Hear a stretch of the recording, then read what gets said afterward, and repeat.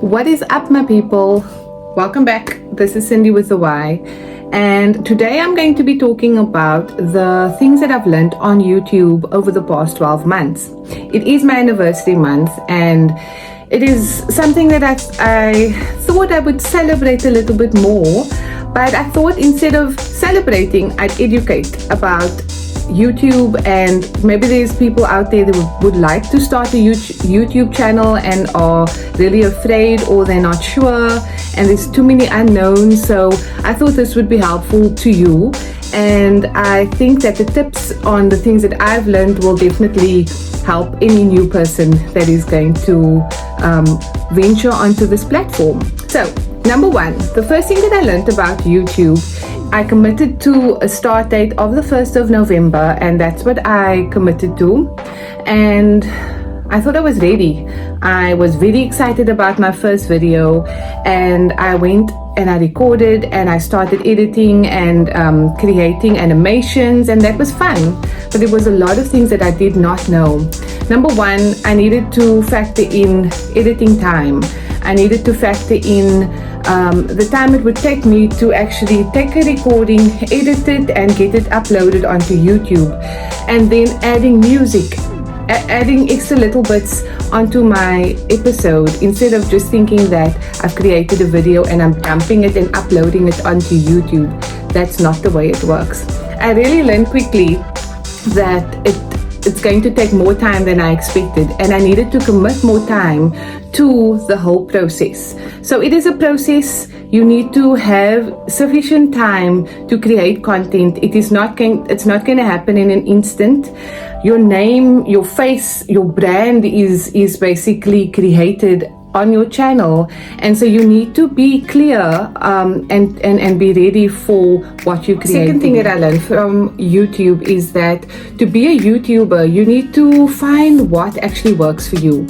So when I started my channel, I wanted to speak about how I'm surviving as a divorcee. I wanted to speak about my life as a single mom. I wanted to bring messages and information that would help single mothers or single parents, not just single moms, because my channel has definitely reached more than just single parents, and the topics that I've covered have definitely evolved. But what I realized is that you need to have a niche market. So when you're deciding to create a channel, who are you trying to reach? What is your intention? Who are you speaking to? I thought I was speaking to a certain age group. I thought I was speaking to women, but I started getting feedback very soon after starting that my content was reaching men, and people were interested in what I was bringing that weren't married, or that did not have any kids either.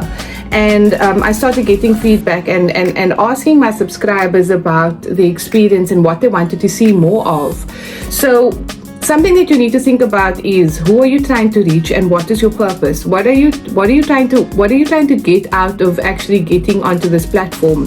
For me, I've always said it does not matter to me how many people are actually viewing. I don't have a large subscription yet, but I do want to make sure that I am living out my purpose. So I believe that what the message that I'm sharing is going to help others. It's going to bring across hope.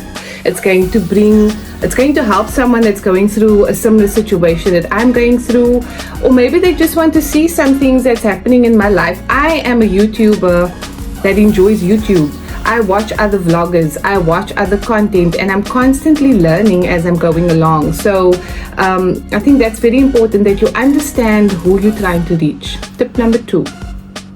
The third tip that I want to share is that you do not need to have all the fancy equipment immediately.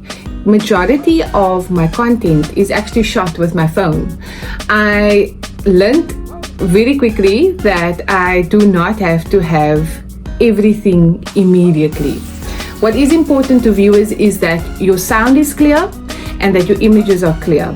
Images, people will still forgive you if something is not 100%, but you do need to have clear sound. So investing in a cordless mic is good, with a little cover over, I forget the term, the term, but it looks like a little hairy cover on the top of a mouse, or I don't know what it's called. It looks like it's just a cover that goes over the microphone.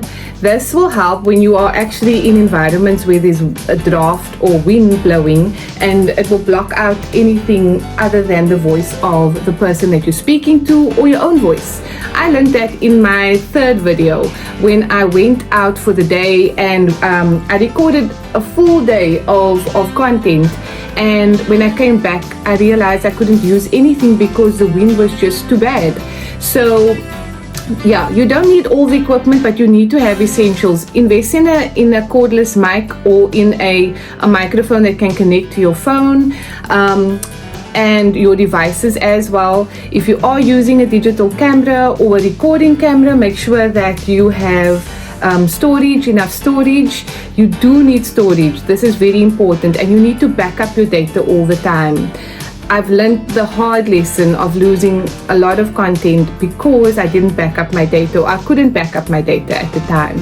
So invest in external storage, invest in cloud storage, invest in memory cards. It is very important because, yeah, I think it's every content creator's nightmare to actually not have enough data and to get that notification that you've run out of storage. If you know, you know. I think it is very useful that you do have things like a tripod.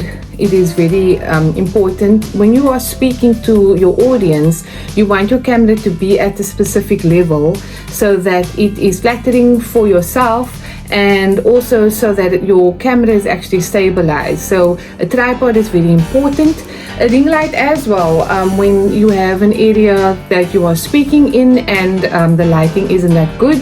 I think a ring light is definitely something that I think every household has at the moment, or most households have at the moment, and that just helps to brighten up your face and bring proper lighting to your face when you are addressing and you are speaking. But natural light is just the best. If you have an area where you have an open window and the lighting is actually very good, use that. The natural light is always best, and I try to use that most of the time.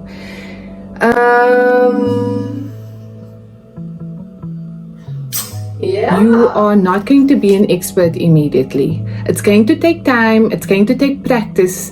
Trial and error is definitely how I've learned.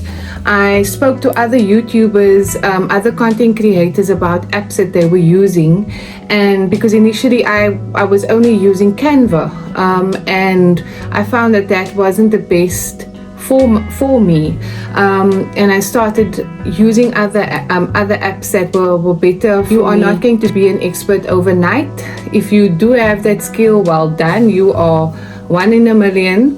But it's going to take time and effort, and like with any skill, you need to practice, and you're going to have days where your views are not going to be as high as the previous one, and for me that is fine. I think that the vanity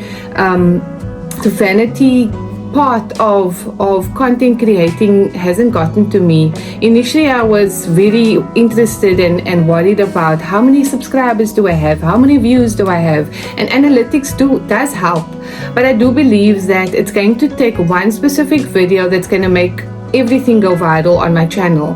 And it started happening with one of my best viewed videos, and that was life after divorce. And there was just an amazing uptake on that video, and it reached over 1,500 views. And every time I checked the video, I just kept checking, and the views and the likes just increased all the time. And I think it's because that video is so relevant, and not many people want to speak about divorce and speak about surviving divorce. And what I appreciated was the feedback that I received from that video from random people on Facebook and on Instagram, and a lot of people were saying thank you so much for sharing, because they didn't know, or they were going through certain things themselves, or they were going through a divorce and I didn't know, and I'm only friends with them on Facebook, but they reached out, and I appreciate that. And that's when I realized that my purpose is not here to create a channel or to have a channel where I'm just sharing airy, fluffy, lovely stuff. I do enjoy taking you with me on my vlogs, but I also want to share deep things, real life topics that not many people actually speak about.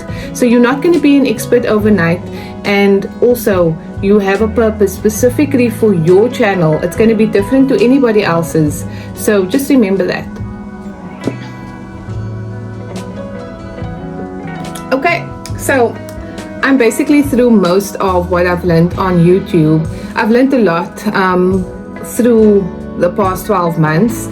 A lot had to do with watching other content creators.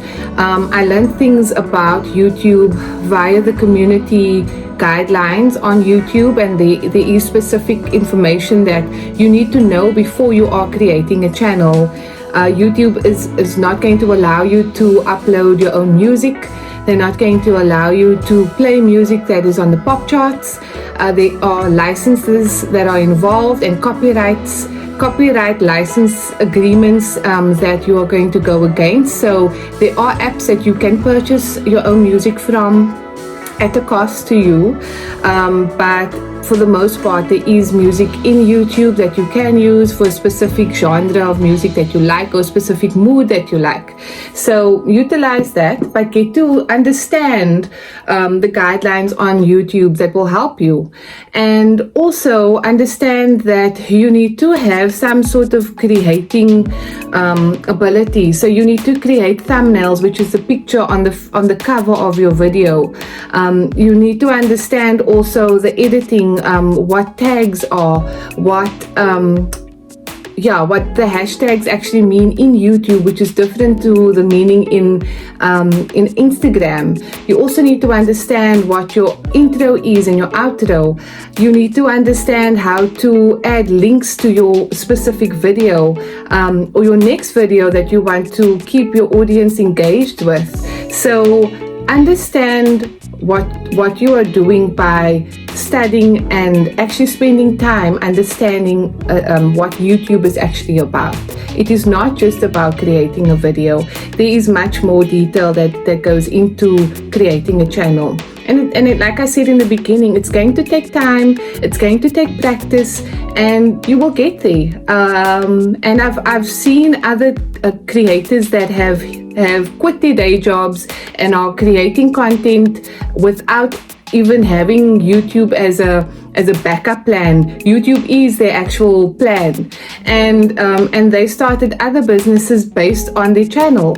So I will get there, but for now I am learning as I'm going along, and I'm patient with myself in this process, because the fun is in the process. Who wants to just be an expert immediately and know everything? Like how much fun is that? How much fun is that? Anyway, thank you so much for joining me, and I hope that this information that I shared helps you to take the next step to whatever you want to do on your channel. And if you are wanting to do it, I would say just go for it and learn as you go along and have fun with it, and involve a few people that will give you advice and that will give you input into how you can make your channel grow and be better.